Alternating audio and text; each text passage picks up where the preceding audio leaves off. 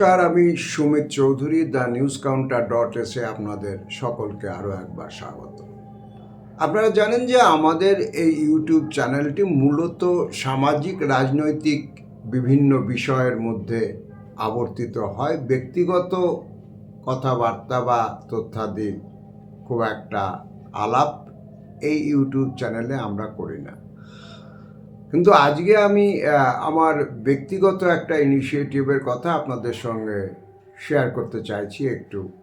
সেটা হচ্ছে এই বইমেলাকে সামনে রেখে খুব পরিচিত পুস্তক প্রকাশনী সংস্থা দ্য কাফে টেবিল বইমেলায় যাদের স্টল নাম্বার 382, সেখান থেকে আমার লেখা একটি বই ডিহি কলকাতার দিননামা প্রকাশিত হয়েছে।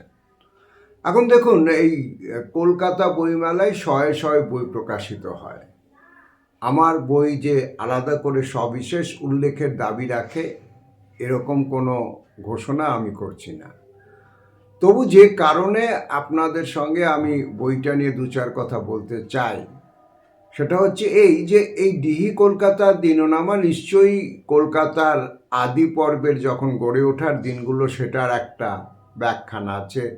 যে কলকাতার মধ্যে দিয়ে গোবিন্দপুর খাল বা বউ ঠাকুরানীর খাল কলকাতা বা কলকাতা এবং গোবিন্দপুরের মধ্যে দিয়ে প্রবাহিত হচ্ছে, চাঁদপাল ঘাট থেকে খাল রওনা হচ্ছে, সে গভর্নর হাউসকে ডান দিকে রেখে গেট স্ট্যান্ডকে বাঁ দিকে রেখে সোজা মলঙ্গির পাশ দিয়ে সুবোধ মল্লিক স্কোয়ার, এখন যেটা তখন নাম ছিল হচ্ছে ডিঙি ভাঙা, এবং তারপরে ক্রিক আপনারা জানেন ইংরাজিতে ক্রিক মানে খাল, সেই রাস্তা দিয়ে বেলেঘাটায় গিয়ে পৌঁছচ্ছে এবং সেখানে তখন বেলেঘাটার পরে চিংড়িঘাটা পেরিয়ে শুরু হচ্ছে বিদ্যাধরী নদী এবং বিদ্যাধরী নদীর একটি শাখা টু বি মোর স্পেসিফিক, এবং তার সঙ্গে বিরাট লবণাক্ত জলাভূমি, যে কারণে সেই জায়গার নাম লবণহ্রদ দীর্ঘদিন তার স্মৃতি বহন করেছে, যেটা এখন সল্টলেক বা বিধাননগর। এই বইতে আপনারা যেটা জানতে পারছেন যে সল্টলেক তৈরি হয়েছিল প্রায় 12টা ভেরি বুঝিয়ে, যার মধ্যে একটিমাত্র ভেরি এখনও টিকে আছে, যেটা এখন আপনারা নলবন ভেরিতে দেখছেন। বাকি 12টা ভেরিতে একের পর এক নগরী গড়ে উঠেছে বা বসত গড়ে উঠেছে মানুষের এই উপনগরীতে। এখানে আপনারা নিশ্চয়ই সেই কলকাতায় পৌঁছে যাচ্ছেন যেখানে মারাঠা খাল দিয়ে তখনও কলকল করে জল বইছে, এবং যে মারাঠা খাল বুঝিয়ে পরবর্তীকালে সার্কুলার রোড, যার এখন নাম এজেসি এবং এপিসি রোড।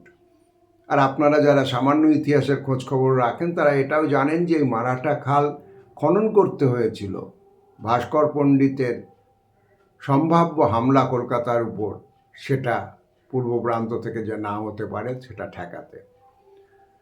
তো এরকম অজস্র বৃত্তান্ত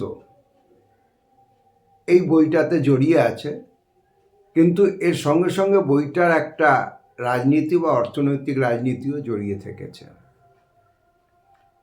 আপনারা যারা একটু খোঁজ খবর রাখেন তারা এটাও জানেন যে পশ্চিমবঙ্গের এই কলকাতা বা অবিভক্ত বাংলার যে কলকাতা, সেটার সংঘর্ষ নির্বাণনের আদি পর্বের দিনগুলোতে একটা বহুমাত্রিক ছবি ছিল, কিন্তু একটা বড় জায়গা ছিল যেটা পরবর্তী ইতিহাসে সেভাবে সামনে আসেনি, যেহেতু ইতিহাস মূলত ভদ্রবিত্ত লোকজনই তৈরি করেন, যে আমাদের কলকাতার যারা তথাকথিত সংস্কৃতির ধারক বাহক ছিলেন অষ্টাদশ শতক এবং 19 শতকের একটা বড় অংশ জুড়ে, তারা অধিকাংশই কিন্তু প্রত্যেকে কোনো না কোনোভাবে ব্রিটিশ শাসকদের কোলাবরেটর বা সহযোগী ছিলেন, যার প্রতিফলন নিশ্চিতভাবেই আমাদের এই বাংলার যে রাজনীতি চর্চা সেক্ষেত্রে বহুলাংশে পড়েছিল। এমনকি আমাদের যে রেনেসা, সেখানেও তার যে ঔপনিবেশিক শিকড়, যে রেনেসা নিশ্চয়ই বিতর্কিত, এবং এটা আদৌ রেনেসা কিনা এটা নিয়ে এখন ঐতিহাসিকদের মধ্যে বিতর্ক রয়েছে। এবং একজন সমীক্ষা করেছিলেন ব্রিটিশ সমাজ গবেষক, এবং তিনি এটা দেখিয়েছিলেন 29 জন মোটামুটি কলকাতার প্রভাবশালী যে ভদ্রবিত্ত প্রমুখ মুখ যারা কলকাতার রাজা মহারাজা ইত্যাদি, তাদের মধ্যে 22 জন সরাসরি ব্রিটিশদের সহযোগী ছিলেন, তাদের সঙ্গে ব্যবসা বাণিজ্য বিভিন্ন স্বার্থে জড়িত ছিলেন।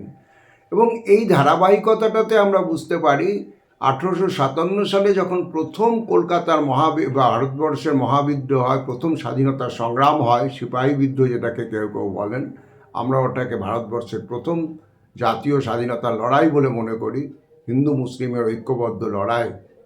সেই লড়াই যখন গোটা ভারতবর্ষের একটা বড় অংশ উত্তাল, তখন কিন্তু কলকাতার যারা সমাজ প্রমুখ তারা রীতিমতো সভা করে রামগোপাল ঘোষের বাড়িতে ব্রিটিশ সাম্রাজ্যের বা ইস্ট ইন্ডিয়া কোম্পানির জয় কামনা করেছিলেন।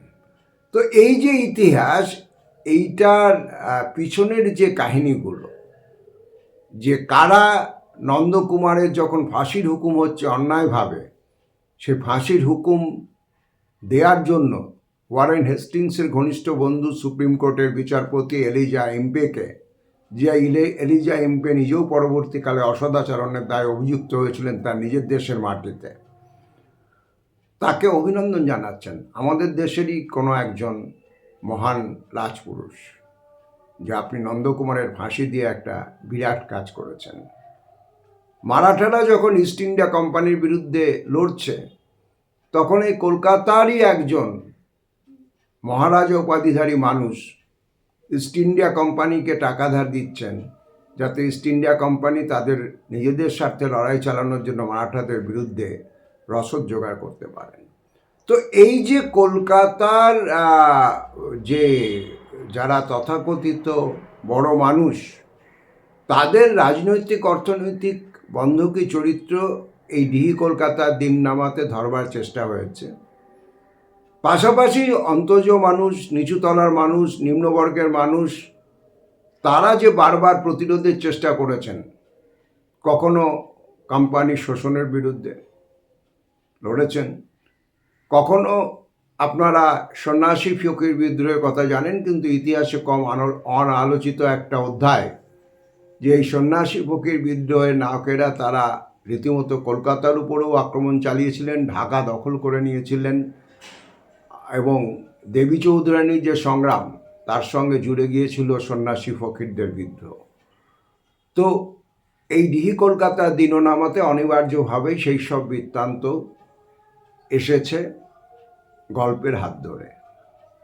আপনারা যারা ইতিহাস বা বর্তমানকে বোঝার প্রয়োজনে অতীত বিশ্লেষণে বিশ্বাস রাখেন, যারা কলকাতার ইতিহাস সম্পর্কে উৎসাহী, যারা আঞ্চলিক ইতিহাস চর্চা করতে পছন্দ করেন, তারা ইচ্ছে হলে এই ডিহি কলকাতার দিননামা বইটা, যেটা দ্য বুক কাফে টেবিল থেকে বেরিয়েছে, এটা 7 নম্বর গেট দিয়ে ঢুকে একদম কাছে 382 নম্বর স্টল, সেখানে পাবেন। তার উল্টো দিকে এখন বিসংবাদ পত্রিকা স্টল 386, সেখানেও পাবেন। আর লিটল ম্যাগাজিন প্যাভিলিয়নের কাছে জনস্বার্থ বার্তা স্টল 651, সেখানেও আপনারা পাবেন। বন্ধুরা, যদি এই বইটা হাতে নিয়ে উল্টো পাল্টো দেখেন, তাহলে আমি আমার পরিশ্রম সার্থক মনে করব। দ্য নিউজ কাউন্টারের বিশেষ বুলেটিন আজ এই পর্যন্ত। দেখা হবে পরবর্তী এপিসোডে। সকলে খুব ভালো থাকবেন।